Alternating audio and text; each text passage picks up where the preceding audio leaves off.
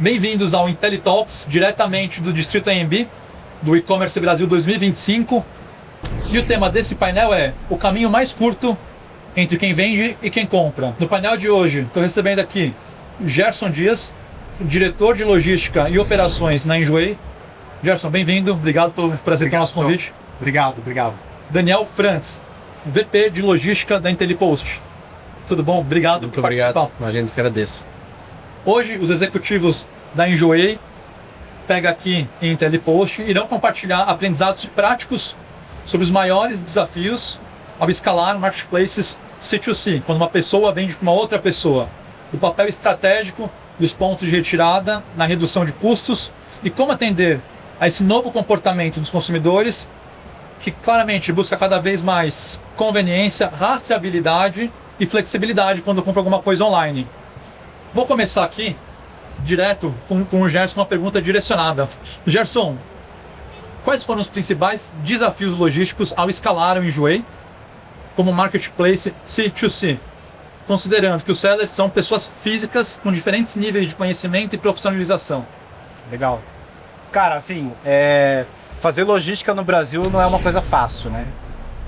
Acho que o nosso país é muito grande e quando a gente fala de logística C2C, que é o modelo do Enjoei, são pessoas vendendo para pessoas, eu acho que ainda fica ainda mais complexo operacionalizar isso.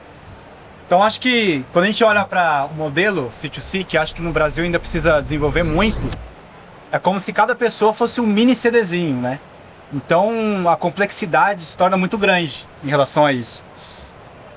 Diferentemente de um B2C, que é onde sai o centro de distribuição e sai pulverizado para as entregas. Então o modelo C2C por si só já é um pouco mais complexo.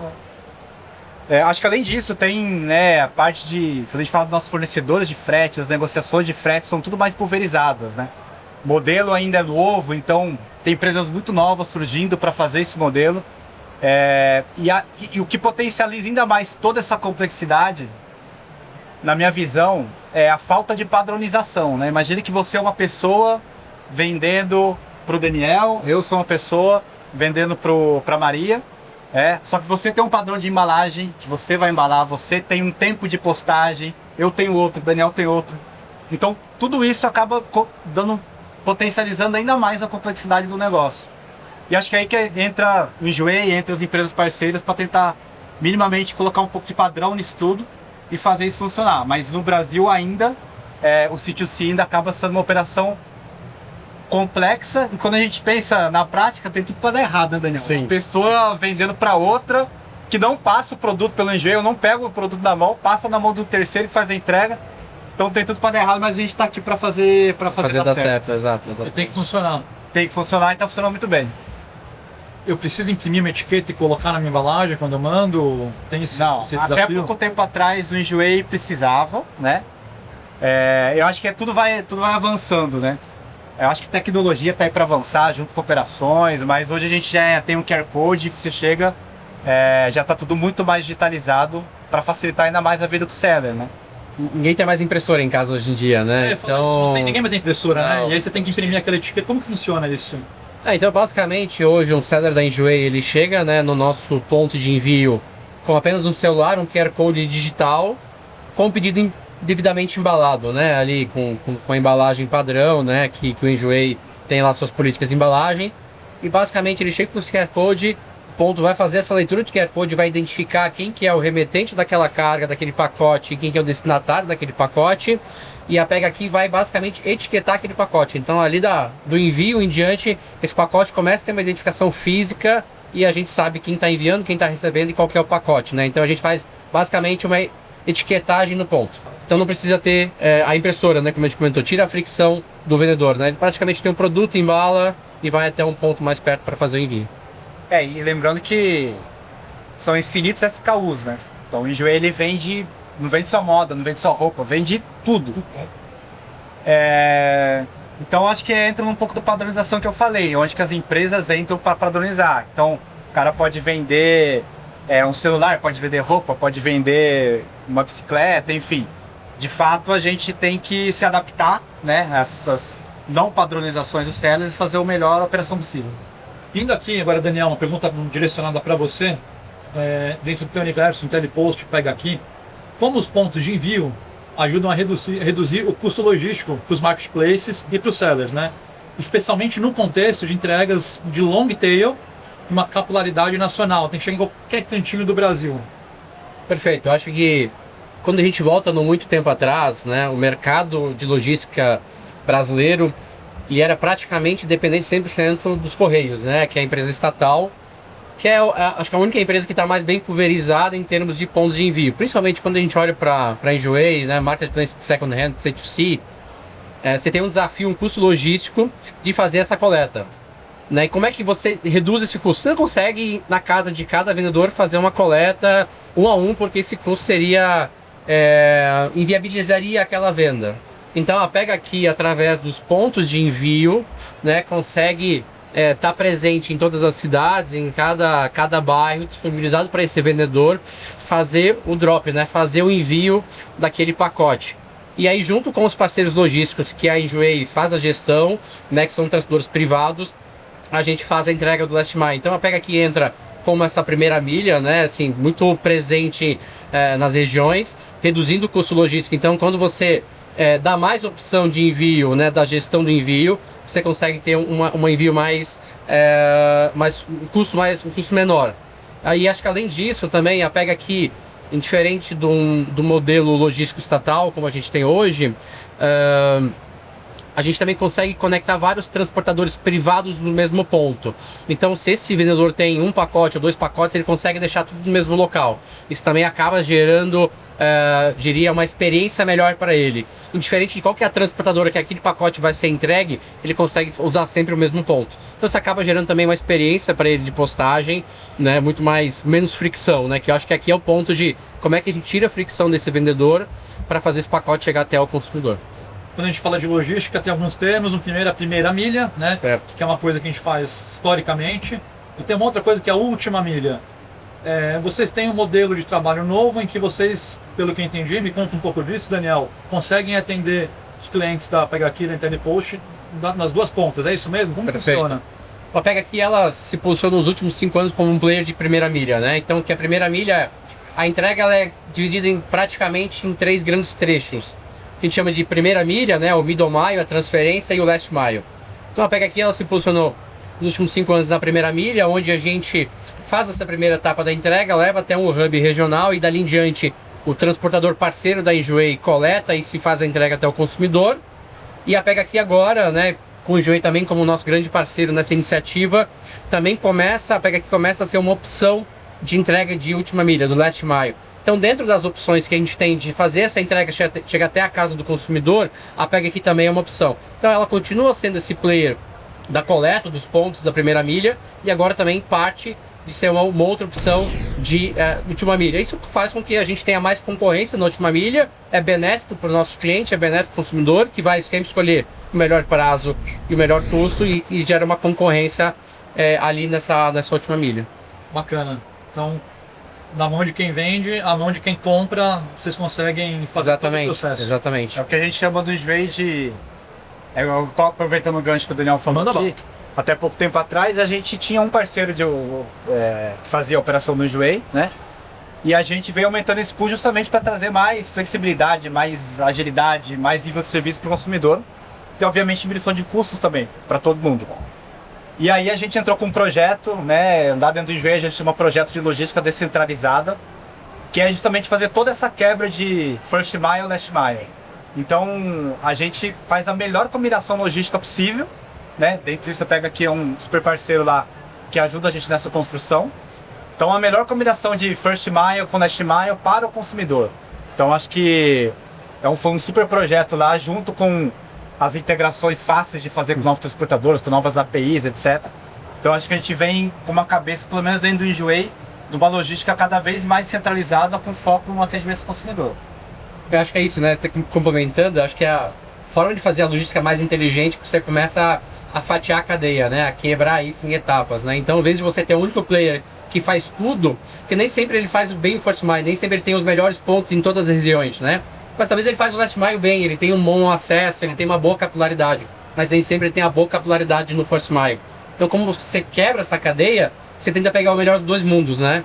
Então você pega aqui o melhor player que tem mais pontos, que está bem nessa cidade, bem localizado, tem uma boa experiência de postagem, atrelado a custo, porque a gente sabe que logística é custo, não adianta, né? A gente querer fugir do custo, é custo. Até brinco, né? Todo mundo que está comprando não quer pagar frete, né? Então a logística tem que ter o menor custo, porque o frete grátis, né, acaba pressionando toda a cadeia. Então quando a gente quebra isso, todo mundo ganha, né? Ganha o marketplace, ganha o consumidor, ganha o vendedor, é bom para todo mundo.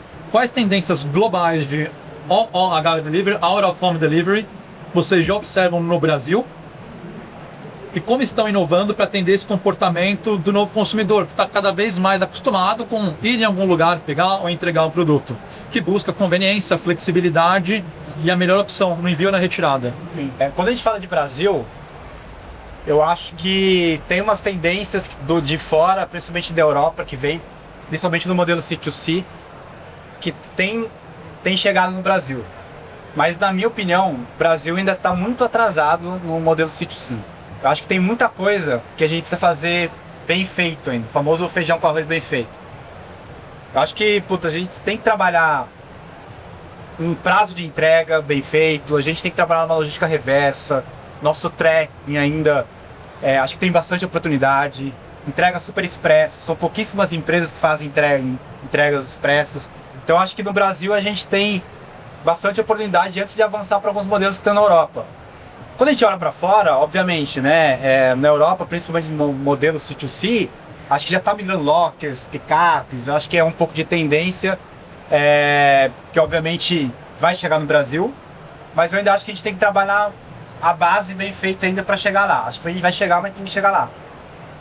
O que a gente vem fazendo, principalmente no Enjoei, é tentar fazer essa logística descentralizada muito bem feita. Então, a gente trabalha muito em prazo, a gente trabalha muito em custo, muito em tracking, pontos de drop. A gente expandiu bizarramente nos últimos anos. Pra vocês terem uma ideia, 40% dos sellers do Enjoei andam menos de 500 metros para fazer uma postagem, 70% andam menos de 1 km e 90% andam menos de 2 km para fazer as postagens. Então acho que a gente avançou muito nisso. Mas obviamente eu tenho alguns sonhos, né? Eu gostaria de coletar na sua casa e já entregar na casa dele, né?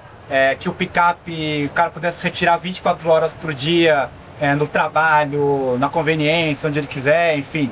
Acho que a gente está avançando para isso, tem projetos do Enjoei para isso. Acho que as lojas físicas do Enjoei já é um ponto físico que a gente vai poder aproveitar. Mas acho que a Europa está um pouquinho mais avançada, os Estados Unidos, mas é uma tendência que no Brasil acho que tem uns anos para chegar ainda, na minha visão.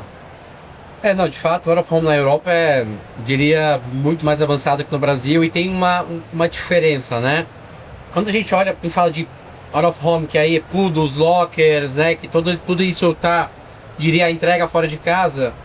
Quando a gente olha para o cenário Brasil, o Brasil se posicionou, pega aqui pioneiro com outras empresas, muito focado no First Mile. Como é que a gente ajuda o seller a vender? Como é que a gente ajuda esse seller a ter acesso a custo de envio mais competitivo, a ter prazos menores, eles tentar de alguma forma se equiparar a grande, usando os pontos de envio.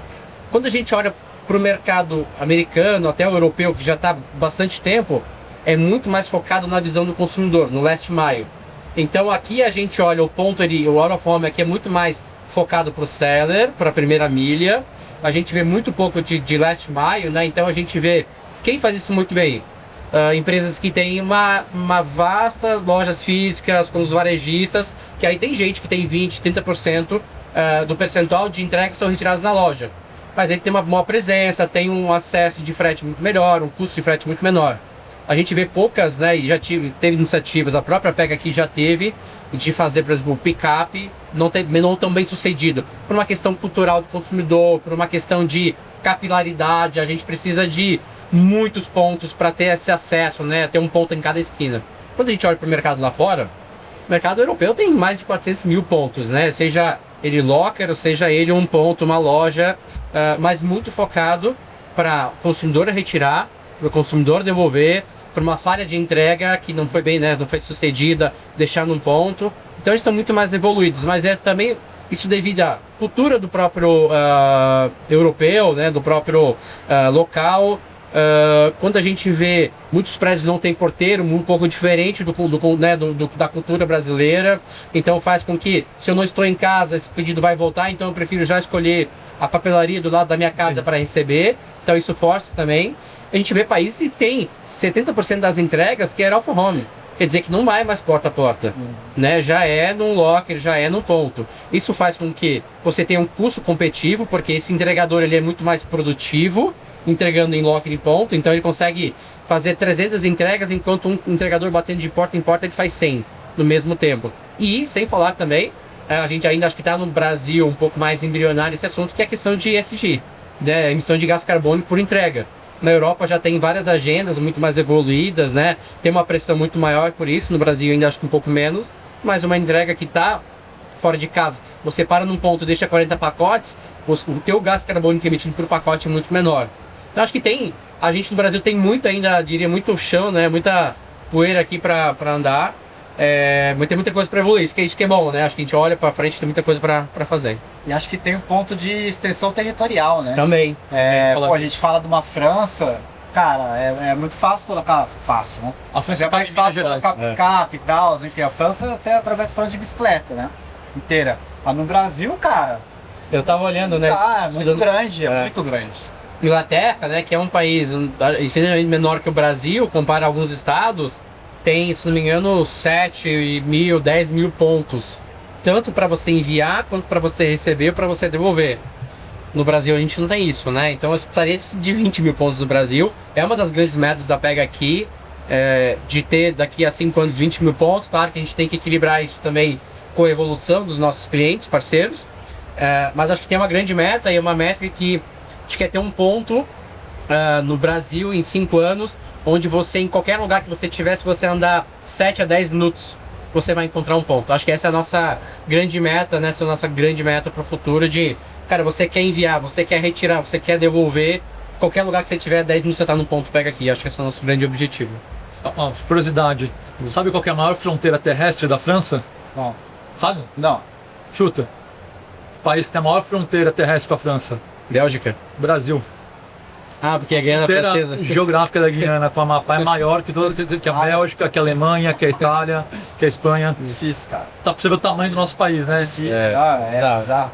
Fazer logística aqui não é fácil, não, cara. Eu acho injusta a comparação. A gente tem vários países, né, dentro do Brasil, né? Diferença, mais difícil, né? Tem que ser acesso, guerreiro, estrada, né, pra fazer- estrada, tem vários funcionar. desafios aí. Tem que trabalhar muito, né? Voltando uma pergunta para os dois também. Considerando que 52% dos sellers aponta a gestão do envio em si como maior desafio operacional, na visão de vocês, quais mudanças ou estruturais ou tecnológicas os marketplaces precisam adotar para apoiar esse seller a trabalhar melhor e garantir um nível de serviço mais competitivo? Cara, assim, pra mim, igual eu falei, né? A gente vem avançando muito quando eu falo de estrutura, em quantidade de pontos mesmo, que é o que o Daniel tava falando. Cara, pra mim é muito satisfatório saber que 70% da galera anda até 1 km pra fazer uma postagem. É um número, cara, é um número bom, não é um Sim. número ruim, não. E no final do dia, cara, o que eu quero dentro do Enjoei é que eu quero que o seller nem saiba que a logística exista. A logística tem que ser invisível para esse cara. Esse cara tem que vender, ele tem que ser especialista na venda. Então o seller ele tem que saber fazer um upload de produto, tem que saber bater uma foto, tem que fazer uma decisão, tem que saber precificar e tem que vender. Dali pra frente, cara, não é responsabilidade dele, é responsabilidade nossa, minha, da Pega Aqui, né, dos outros parceiros. Então, pra mim, estruturalmente, o que eu consegui fazer de tecnologia e tá perto desse cara para apoiar, eu acho que já é um papel fundamental do Enjoei. Acho que a gente tem que usar bastante tecnologia sim, né, bastante inteligência interno para fazer as melhores combinações e dar o suporte para esse cara. Acho que tem um papel fundamental no ponto lá, que é o único contato físico que esse seller vai ter com alguém. Então essa experiência dentro do ponto tem que ser bem sucedida, né? De novo, tecnologia com QR Code, com rastreabilidade. Eu acho que tudo isso a gente consegue deixar uma experiência para ele mais agradável, entendeu? Porque no final do dia, a logística para esse cara tem que ser de fato invisível, assim, tem que tudo funcionar e possivelmente a gente precisa surpreender. Acho que esse é o nosso papel na operação Sítio Sim. Eu acho que é nessa linha, né? Acho que a Enjoei, junto com seus parceiros logísticos, tem que... É isso, né? O cara tirar uma boa foto, fazer uma boa descrição, e a logística tem que funcionar, e ele nem ficar ali olhando o tracking, se deu certo, se tem algum problema. Acho que onde a pega aqui entra, né? Acho que muito nesse trabalho com a Enjoei de cada vez mais aumentar a nossa abrangência, ter mais pontos, ajuda muito na experiência, né? Acho que até hoje, para ter uma ideia, hoje para você fazer o envio no ponto dura menos que 30 segundos. Então não tem fila, né? É um bip praticamente, né? O cara etiqueta, é muito rápido, o processo é muito rápido, então para ele é uma tarefa do dia. Ele foi na padaria, foi no mercado, ele passa no ponto, deixa o pacote, vai para casa e vai focar em outras coisas que não é a logística, né? Logística não é o negócio dele, é o nosso negócio. Então a gente tem que, né, garantir que o ponto vai bipar, dar o tracking para ele, já informar para o consumidor que o pacote está a caminho, garantir todo o tracking dessa jornada. Acho que isso é muito importante. A gente sabe que boa parte dos contatos que um consumidor faz do saque é para saber onde está o pedido, né? Então parte do nosso trabalho, nas integrações que a gente tem, em todos os bips das cadeias, né, do first to last mile, garantir o melhor tracking, melhor visibilidade que ele tem dessa cadeia. Eu acho que isso faz com que a experiência tanto dele, né, como vendedor, e tanto do consumidor é mega importante. Então, de um lado eu olho, a gente tem que cada vez mais trabalhar para melhorar a experiência dele, aumentando a abrangência, dando um bom atendimento no ponto. Também a gente hoje tem cada postagem que ele faz, quando ele recebe o comprovante digital de envio, ele também recebe uma pesquisa que ele pode responder. Então ele avalia se o ponto foi cordial com ele, se tinha fila, se o ponto bipou na hora, se foi bem atendido. Então a Pega aqui também tem esse trabalho de fazer essa reciclagem dos pontos, né? Desses pontos de envio, de cara, esse ponto não está indo bem, vamos retreinar ele. A gente tem que garantir a melhor experiência para ele. Em conjunto também, eu acho que, como toda empresa de logística, a gente tem que estar sempre olhando para o custo. Como é que a gente pode melhorar o processo para ser mais barato, para que também impacte menos o vendedor e o consumidor com o custo? Acho que isso, e atrelado à tecnologia, tracking, visibilidade, as coisas que a gente mais entende que facilita, né, do processo da venda. Eu acho que quando a gente fala de tecnologia aqui, acho que não é só a tecnologia de QR Code, não. A gente tem que realmente olhar as tecnologias IA, por exemplo, para resolução de problemas, né? Porque igual quando eu comecei a falar, o C2C é uma operação complexa e que vai dar errado em algum momento, né? O mundo não vai ser perfeito em todas as entregas. Sim. E quando tem problema, a gente tem que resolver rápido. A gente tem que resolver de forma inteligente, a gente tem que dar previsibilidade. A gente está fazendo no Enjoei um negócio super bacana, que é agora, a gente está começando a testar trackings proativos. Então antes de dar o problema, a gente já avisa e tenta corrigir nesse meio tempo. Então, né, obviamente isso também vai diminuir a nossa número de chamados, tickets lá que vai cair quando o problema de fato acontecer, o consumidor ficar ciente. Então, eu acho que a gente tem que usar a tecnologia para ir para um outro lugar também, que é ser mais proativo, fazer uma gestão de indicadores, uma gestão operacional mais eficiente, que eu acho que com tecnologia isso a gente consegue ser ainda melhor do que é hoje, sabe? Acho que é legal esse ponto que o Gerson comentou da previsibilidade, né? Se você parar, é um pouco óbvio, né? Mas assim, pouca gente faz, né? E é um pouco desse, acho que é quase arroz e feijão. A gente, como transportador, né, e a Enjoei ali como marketplace, sabe que o pedido está atrasado ou que ele vai atrasar. Por que eu não informo meu cliente? Olha, eu sei, tem um problema aqui, por que eu espero ele vir reclamar e não reclame aqui, se eu já posso proativamente falar, eu sei do problema, estou tratando, vai atrasar um dia, né, troco aqui a data prevista de entrega. Então acho que tem pequenas coisas, né, eu diria não tão pequenas, mas ajustes no processo que geram uma melhor experiência para o consumidor e pro vendedor. Porque o vendedor também, de certa maneira, ele não quer ver que o pedido dele, que ele vendeu, não foi entregue, não chegou no consumidor, né? Porque ele vai ter uma devolução. Então, basicamente, acho que ajuda toda a cadeia. Pergunta agora para os dois que são especialistas no tema. Quais tendências globais, a gente discutiu isso um pouco no bastidor, de OOH Delivery, Out of Home Delivery, vocês já observam no Brasil? E como vocês estão inovando para atender esse comportamento do consumidor, que agora entende o que é o out of home e busca conveniência e flexibilidade na retirada? Legal, João. Enfim, eu acho que no Brasil a gente tem muita coisa para caminhar quando a gente olha para tendências globais, assim, né? Acho que a gente tem muita coisa para fazer em logística ainda bem feito, do feijão com arroz mesmo. Então, quando eu falo entrega super express, lead time, logística reversa, eu acho que é um campo ainda pouco explorado no Brasil, que na Europa e Estados Unidos já é muito mais bem feito. Tracking, previsibilidade de entrega, transparência com o consumidor. Eu acho que a gente tem que evoluir muita coisa no Brasil ainda. Acho que a gente já vê, As empresas vêm evoluindo ao longo do tempo, mas acho que a gente tem bastante chão, né?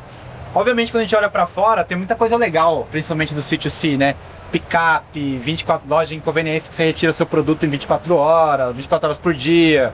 Tem que coletar já num ponto e entregar no outro direto, que é uma entrega super expressa. São modelos que lá funcionam, que a gente tem um sonho de trazer para o Brasil e a gente vai trazer em algum momento, né? Eu acho que a gente não pode deixar de ficar antenado nessas coisas que ficam acontecendo. Mas um pouco no pé do chão que a gente tem, pelo menos no Enjoei, é trabalhar bem feito a base. Que é fazer uma operação limpa, bem feita, com uma entrega no prazo, com tracking bem feito, transparência com o cliente, resolução de problemas de uma forma rápida e eficiente.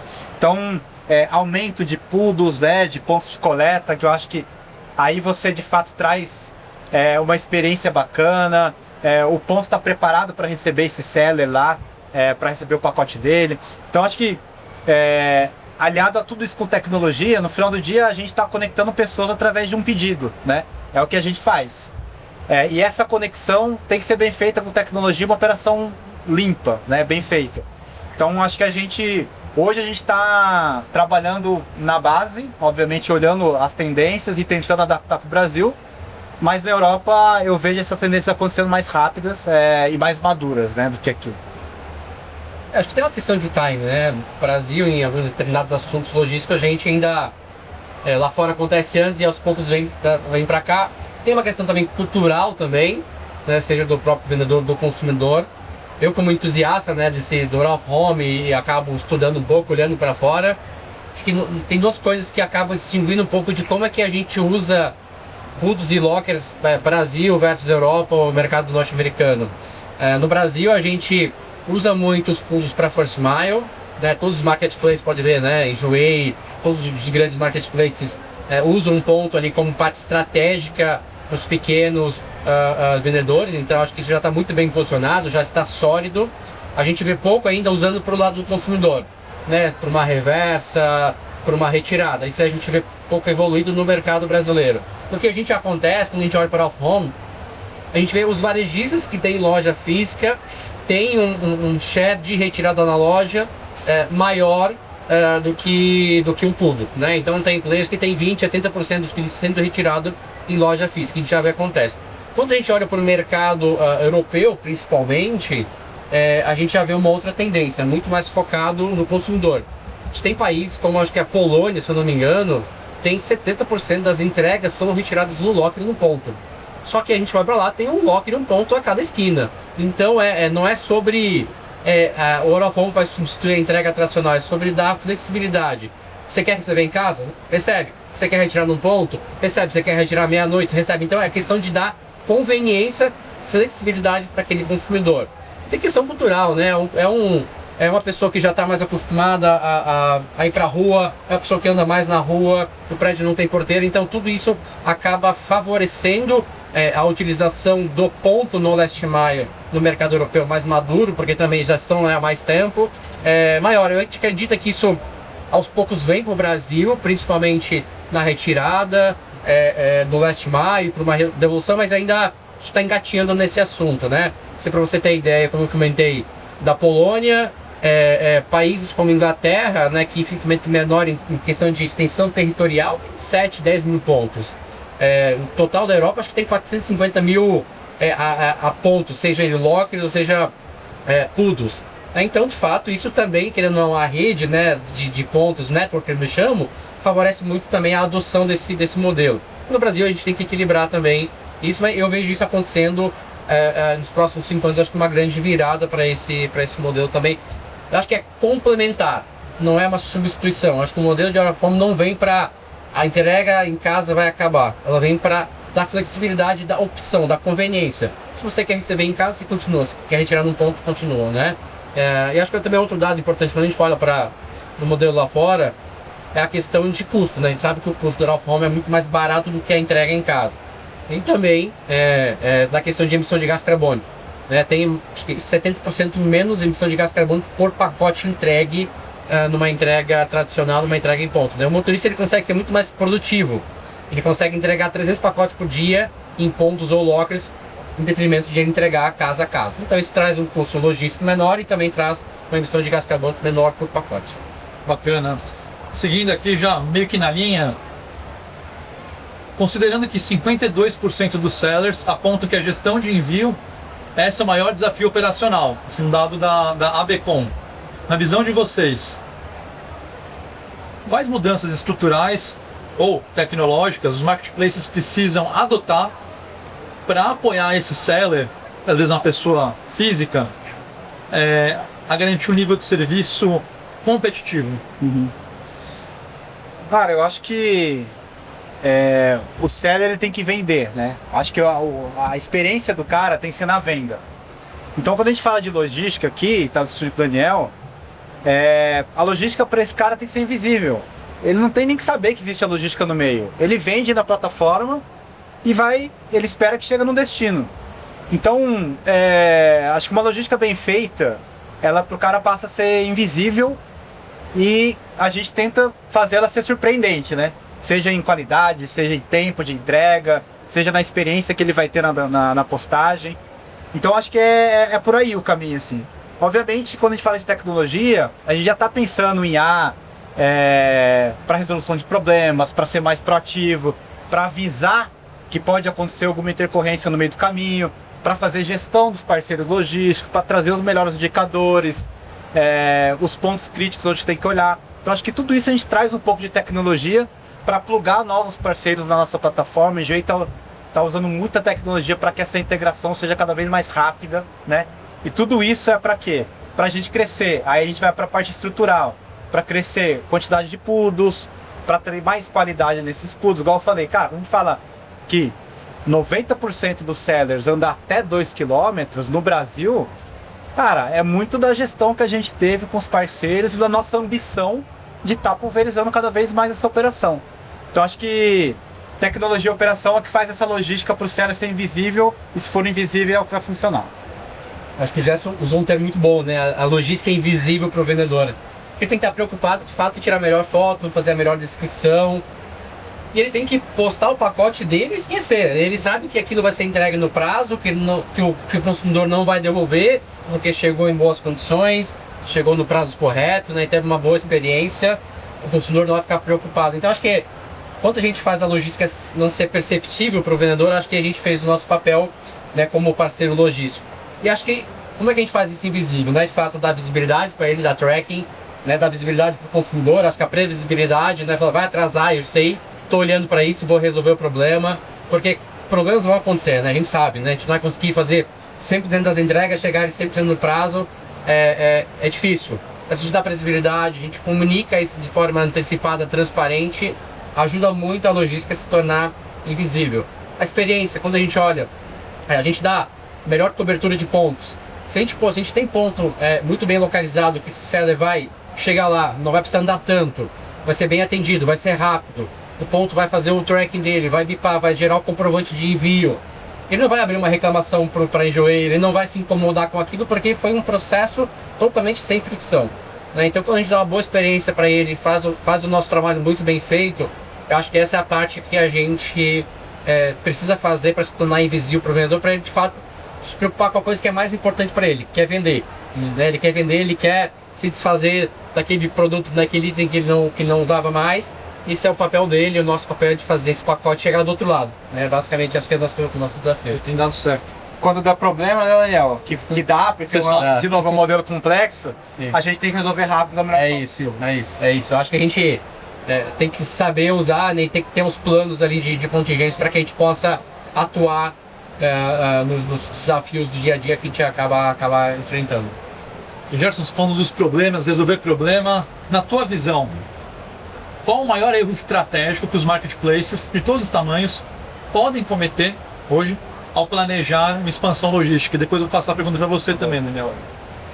De tudo que a gente falou, se ele não pensar nisso, eu acho que já começa errado, né? A gente falou bastante coisa aqui que um cara que pensa numa expansão ou tem uma ambição logística, que eu acho que é legal falar isso, uma ambição operacional, se ele tem que pensar em todos os pontos que pode dar problema. Então, para mim, acho que é isso, assim, quando ele não olha a logística como um diferencial, quando a empresa não coloca a logística num papel que ela deveria estar, ou o papel que ela merece estar, que é o papel que faz a diferença para o consumidor, seja ele o seller ou o buyer, eu acho que aí já começa um erro de estratégia, né? A logística ela tem que fazer parte da estratégia da companhia, seja não olhando só para custo, mas olhando para experiência, para conversão de vendas, né? Então, felizmente, acho que algumas empresas já entenderam isso e já colocam a logística num papel que eu acho que ela merece estar. Acho que aí é um ponto. Aí indo para a parte um pouco mais prática, eu acho que quando uma empresa que se prende a um parceiro logístico só, também acho que ela vai por um caminho arriscado, né? Tanto em custo, quanto em nível de serviço, quanto em capilaridade, eu acho que é um caminho que eu não iria, né? Quando eu acho que a empresa pensa como operação, uma operação tão complexa, é impossível uma solução só funcionar para tudo. Então quando ela vai por uma cabeça que ela acha que ela descobriu uma coisa e vai funcionar para tudo, e de novo, quando a gente olha para o Brasil, cada estado é um país, né, e funciona de uma certa forma. Então, cara, você tem que ser criativo, você tem que pensar em soluções diferentes, às vezes para cidades diferentes dentro do mesmo estado, né? Então são coisas que você tem que estar super antenado. E eu acho que sempre olhar para tendências, né? Eu falei que no Brasil a gente está um pouco atrasado, mas a gente não tem que perder o sonho, né? Porque às vezes o sonho começa lá na Europa, ou nos Estados Unidos, ou às vezes a gente cria coisa também que não existe aqui no Brasil. Acho que a gente tem que sonhar, sim, como logística, operação, e tentar implementar, colocar no roadmap os sonhos que a gente está pensando lá para frente. Acho que quando a empresa não pega esses pontos, ela tem um certo risco de levar a logística para um lugar onde ela não merece estar. O Gerson já ajudou muito na resposta, já colocou todos os pontos aqui, mas acho que quando a gente vê para o mercado, né, e-commerce, marketplace principalmente, quem colocou a logística como no centro, como parte principal do negócio, tem se saído muito bem. Quando a gente vai lá para o time de marketing, né, e esse time tem um trabalho muito grande de fazer a aquisição daquele usuário, né, daquele consumidor, de fazer ele cumprir toda a jornada, ele escolher o produto, clicar, pagar, botar o cartão de crédito dele.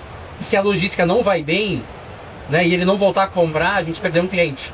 Então a logística, ela deixou de ser um custo para ser um promotor de fato. Meu produto chegou rápido, chegou intacto, chegou bem, eu vou comprar de novo, eu vou voltar a comprar. E a gente sabe que no e-commerce, no marketplace, ele começa a ganhar dinheiro na segunda compra. Então se aquele cara comprou, não foi bem, além de não comprar, ele vai falar mal para outros lugares, porque de fato a logística é onde ele tangibiliza aquela compra, né? Ele está no site, é uma tela. E a logística é a forma de tangibilizar aquilo que ele comprou e ele receber. Se o pacote chega amassado, chega extraviado, não chega do jeito que ele queria, ele vai falar. Ele vai falar isso pro amigo, pro pai, pra mãe. Então isso se torna, né, um marketing negativo. Então acho que quem coloca a logística no centro, de fato, claro, custo é importante, a gente sabe muito bem disso, mas também a experiência, não é escalar, expandir a qualquer custo, sem olhar qual que é o comportamento daquele consumidor. Eu acho que também não verticalizar tudo, acho que ter cercado de bons parceiros, sejam eles tecnológicos, sejam eles parceiros logísticos, de fato, né, não querer fazer tudo.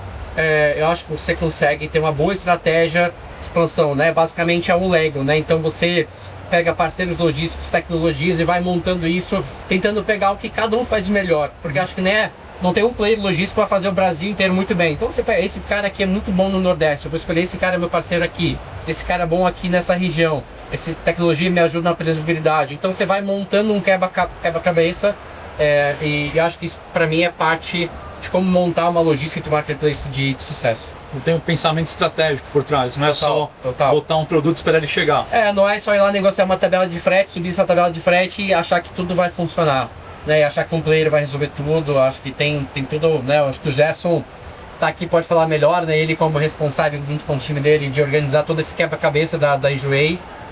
Acho que existe uma estratégia tudo por trás que faz essa mágica acontecer. O pacote sair do outro lado, uma boa experiência e o cliente de fato voltar a comprar. Bacana. Pessoal, obrigado pela participação. Acho que a conversa foi muito rica. Para quem está assistindo, já tem muita coisa para levar para casa, refletir, até aplicar no dia a dia. Esse foi mais um IntelliTalks, diretamente aqui do Distrito AMB, na E-Commerce Brasil 2025. Obrigado pessoal.